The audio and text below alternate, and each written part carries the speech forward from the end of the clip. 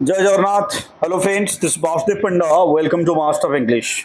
पहले व्हाट्सएप रे बहुत सारा कमेंट, बहुत सारा कॉल और यूट्यूब रे बहुत सारा मेसेज पिला मानकर क्वेरी माने सर गोटे वीडियो वायरल होची कि परीक्षा ढांचा बदल जीव, प्लस टू परीक्षा ढांचा बदल जीव। तो कौन रही से न्यूज आउ सिलेबस केबे बदलिबो, को पिला मानकर परीक्षा ढांचा बदलिबो, कौन रहिबो प्रारूप, एक्चुअली कौन से न्यूजटा पूरा तर्जमा करबा वीडियो रे। जदि शेष पर्यंत आम देखुचे भिडटी को आम बुझीजा कि केबे ठारू किए को प्रकार पिला माने परीक्षा ढांचा जो बदल एटा सतना मिछ आ को पिला मान को यही सुविधा मिल। तो भिडटी को स्टार्ट करने पूर्व जो नुआ देखुचे चैनल टी को सब्सक्राइब करवा, भिडटी को लाइक आउ शेयर करदे जहाँफल समस्त पाखे पहुँची पार। भविष्य में यही माने वीडियो इनफॉर्मेटिव वीडियो ता सहित क्लास लाइव क्लासेस तो आम हो चैनल सब प्लस टू पिला स्पेशली तो जोड़ी होकर रहा चैनल सहित। तो तर्जमा करवा आज से न्यूज क्लिप पे। तो ये हूँ से न्यूज क्लिप पे आज संवाद पेपर बाहरी जोटा बदल युक्त दुई परीक्षा ढांचा भुवनेश्वर डेट हूँ आज डेट। युक्त दुई पाठ्यक्रम और परीक्षा व्यापक परिवर्तन आने को उच्च माध्यमिक शिक्षा परिषद योजना प्रस्तुत करी माने प्लानिंग ऑलरेडी हो सारी बोले बुझेगा। हाँ, प्लानिंग हो सारी किंतु केबे कौन हम से विषय देखा। पाठ्य खसड़ा को संक्षिप्त करा माने जो कोर्स अच्छी से कोर्स को कमे दिया सह परीक्षा को आहुरी सरल करने दिगरे पदक्षेप निया जायछि। तो परीक्षा जो कॉम्प्लेक्स मेथड रे होछि ताकू सिंप्लीफाई करने चली स्टेप निया चली। प्रारंभिक पर्याय रे सीबीएसई ढांचा अनुसार प्रश्न पत्र प्रस्तुत करा तार अर्थ कौन, सीबीएसई पिला जो पैटर्न परीक्षा दौरान आम पिला भी सीएचसी ओडिशा पिला से ही पैटर्न रे परीक्षा देवे। तो एटा केवल को पिला मानन परीक्षा हम से कथा जानापी शेष पर्यटन देखा पड़ो पिले। तो तापर कौन रहा विषय प्रति यूनिट विषय प्रति यूनिट अनुजाई प्रश्नपत्र संक्षिप्त प्रश्न पड़ो माने प्रत्येक चैप्टर रु एमसीक्यू आसीबो, शॉर्ट क्वेश्चन आसीबो बुझेला पिले। फल पाठपढ़ा समय पिला माने समस्त विषय को समान भावे गुरुत्व दे पढ़िबे। कहीं कारण आमर जो आम केवल अमुक चैप्टर इंपोर्टाट से समूक चैप्टर इंपोर्टाट बोली पढ़ुचे माने अधा पाठ पढ़ुचे अधा पढ़ुना अधा को स्किप कर दौरान पिला। फल सबू चैप्टर पिला पढ़ाई बाध्य हेबे। तापर 100 मार्क परीक्षा रे कौन बोले छात्र छात्री 80% देख 80% आमर रहिबो संक्षिप्त उत्तरमूलक प्रश्न सम्मुखीन हेबे बुझेला। 80% माने शॉर्ट क्वेश्चन ही रहिबो, 1 और 2 मार्क विषय प्रश्न रहिबो। तापर प्रश्न पत्र 50% मार्क मल्टीपल चॉइस रहिबो, 50% एमसीक्यू जहाँ विगत 2 वर्ष तले आमे दउथिले सेही भलिया 50% माने एमसीक्यू रहिबो। प्रत्येक प्रश्न पई 1 किंबा 2 नंबर लेखा रहिबो, केवल 1 मार्क एवं 2 नंबर विषय प्रश्न ही रहिबो।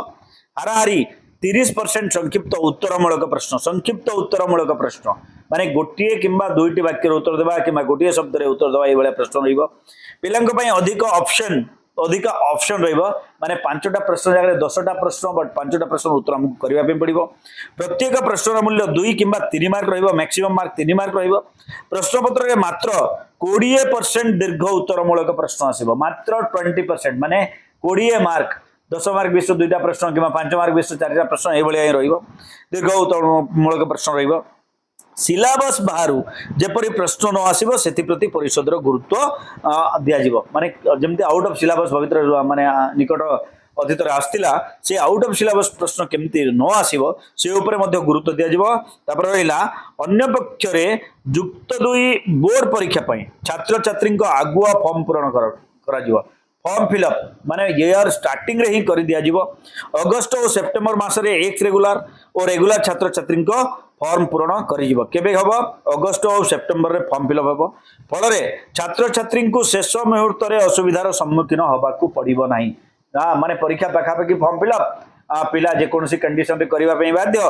तो यही जो प्रॉब्लम होतला पिला मानकु यही सब हबो नाही। मुख्य खबर को आमे जाई नै पिले को पिला देबे कोन देबे से विषय रे आमे वर्तमान पर्यंत जानि नाही, तेनु वीडियो स्किप करबा नाही। तापर कौन रहा नवेम्बर रे प्रथम सप्ताह रे द्वादश श्रेणी छात्र छात्री इंटरनल टेस्ट केबे नवेम्बर फर्स्ट वीक रे इंटरनल टेस्ट हम।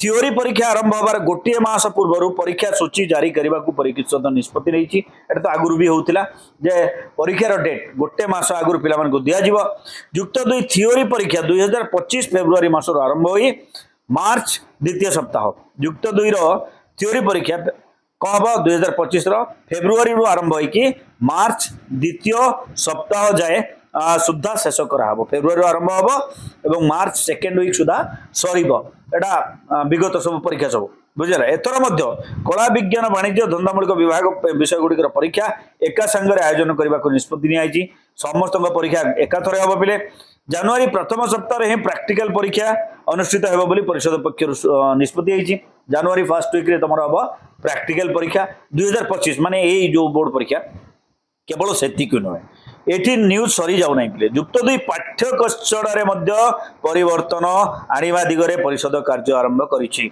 माने तमर सिलेबस कंप्लीटली चेंज हबो बुझेला पिले सिलेबस ए वर्षर पिला मानक पई नुह बट को मानक पई चेंज हबो ए माने एई पैटर्न को पिला परीक्षा देबे से विषय में आलोचना करबा आगे कला विज्ञान वाणिज्य और धंदामूलक विभाग कौन कहगला आर्ट साइंस कॉमर्स धंदामूलक वोकेशनल विभाग विभिन्न विषय कमिटी एकाधिक बैठक करी व्यापक आलोचना माने चली मीटिंग चली वर्तमान पर्यटन फाइनल है एनसीईआरटी आधार में पाठ्य खसड़ा प्रस्तुत कर एनसीईआरटी को बेस करके आम टोटल सिलेबस तैयारी हम एनसीईआरटी सिलेबस रे पाठ पढ़े पिला एकादश और द्वादश श्रेणी एवं जी पाठ्य कौशल शिक्षा ग्रहण करुँच ह्रास कर माने सिलेबस पूरा कंप्रेस्ड कर दिया सिलेबस आहुरी कमे दिया वर्तमान समय धंदामूलक विभाग रे कौन वर्तमान समय धंदामूलक विभाग रे आवश्यकता नथिबा पाठ्य को पाठ्य कौशल बाद दिया जाई एआई टेक्नोलोजी परी नुआ नुआ पाठ्य कौशल को शामिल करा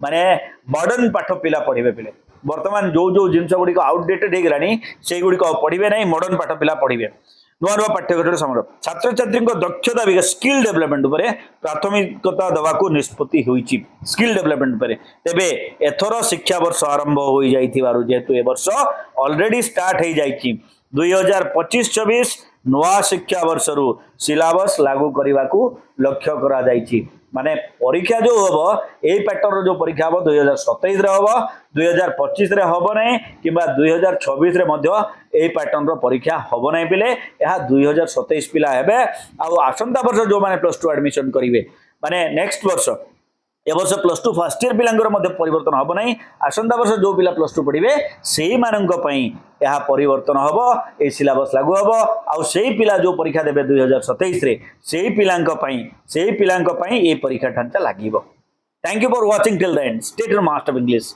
जय जगन्नाथ।